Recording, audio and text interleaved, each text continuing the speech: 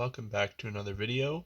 This lean, mean, loyalist-killing machine you see before you is none other than my World Eater's Lord Discordant.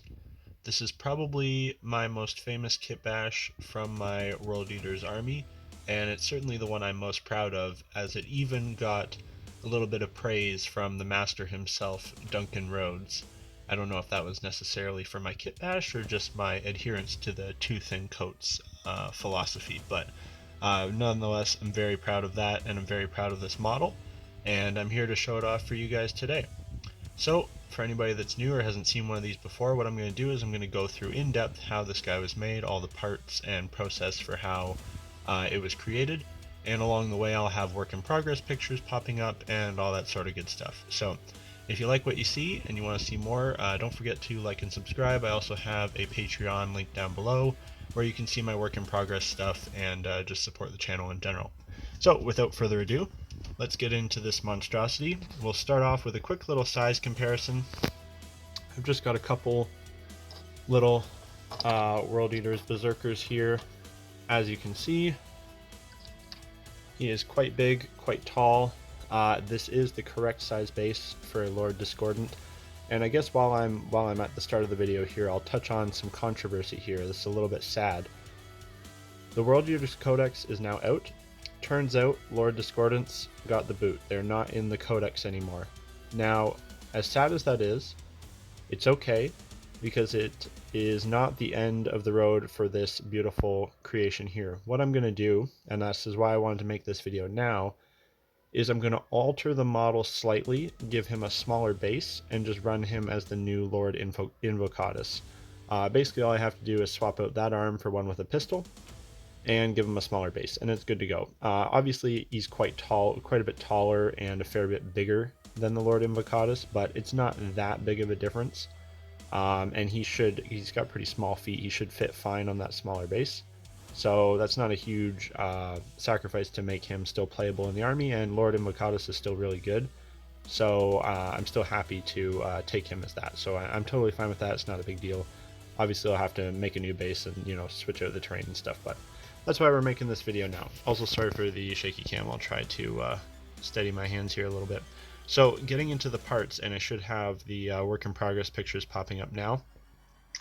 This guy was from the stage of the idea to the planning.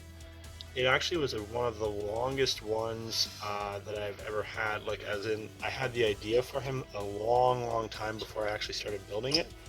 And it was just kind of something I had in the back of my head. So as you can probably tell, the base model is the AdMech Iron Strider.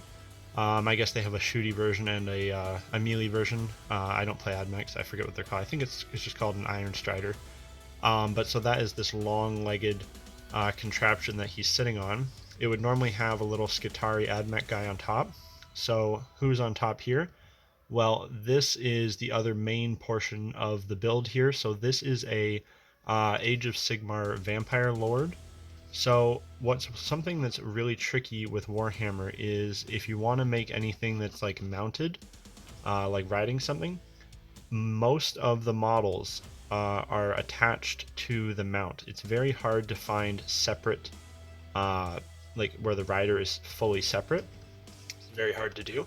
That kit just happens to be one that is fully separated, and it's pretty perfect because you know, Chaos Marines, their armor is a bit different. It's very different than Loyalistic. It can come in a lot of different varieties, so it's a big armored warrior, so it was perfectly fine, in my opinion, to use as a base for a Chaos Space Marine. It was no big deal. Like once you add in the you know, the different shoulders and the different head and stuff, it's all good. So that is the rider, or the base of the rider. I guess going into the rest of the rider, so this arm is a combination of things. So the arm itself is just a Chaos Space Marine arm, nothing too crazy there. This weapon is from the Iron Strider kit. They've got like a big long taser weapon, and what I've done is I've replaced the end with a power sword from, I think it's the Chaos Terminator kit, to give him this long, you know, really vicious looking lance here. So that's pretty perfect. You know, I hate a lot of times people make these big cavalry things riding on a big dragon or a big monster. And the weapon they give them, like a sword or whatever, there's no way they'd be able to actually hit the people on the ground. So this is plenty long enough that he can jab at people as he runs by. So that's that arm. This other arm here, quite a bit more simple. It's just a Terminator or Chaos Terminator arm. I left off the shoulder guard, or the shoulder pauldron, to make it a little bit smaller. That's a theme with my World Eaters. I like them to look like mixed and matched and kind of ragtag, like they're not repairing their armor properly and they're just kind of scavenging parts. So I have a lot of them. Actually, I think one of these guys, yeah, this guy right here. A lot of them were like they're missing like a shoulder guard and stuff. That's just something I like for my army. So yeah, so that is mostly the rider. I believe the head is actually also a head from the Chaos Terminator kit. That's a really cool kit for extra parts. You get quite a bit with that. So that's the rider done. Going back to the mount, so the base is that Iron Strider, but obviously it's quite different. These arms are from the backpacks of the Chaos Space Marine Havocs. They've got these cool little robot arms that I guess are for like loading the ammo of their heavy weapons and stuff. So I've made like little robot T-Rex arms to go with this guy, and I made a whole post just for them because I thought it was really funny and thought they were really cool. The head portion here, so obviously the skull is from the zombie dragon portion of the same kit that rider's from. We've taken off some of the horns and some of the extra little like vampire bits and stuff. Just to, like, in my mind, this is like my World Eaters, they're stealing a lot of their stuff from the Dark Mechanicus. So this is some sort of Xenos, reptilian creature, whatever, that's died, and they've just smashed it together with a robot and whatever, and that just happens to be what's on the end of this thing. So that's all that is. I've wrapped chains around it, to make it look like this guy's controlling it.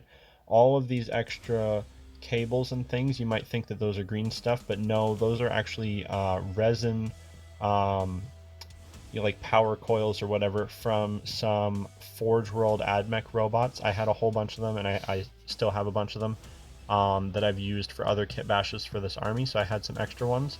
And what you can do with resin parts that's kind of cool you can't do with plastic is if you heat them up, you can bend them.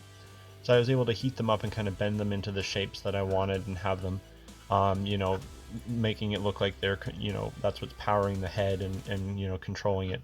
I didn't want it to look like super demonic. I wanted it to look more like just a heretical machine. So that's mostly the head portion. There's a bunch of green stuff going on underneath where the skeleton really attaches to the front of the vehicle.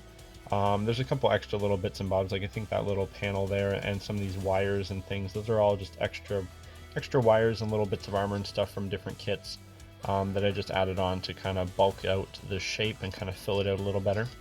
The tail, this stabbing bladed tail, is a Mauler Fiend tendril. Those are super cool parts. If you know any Chaos player, I'm sure they have extra of those because nobody seemed to use them for some reason. But they work great for anything that needs some sort of a lashing bladed tail.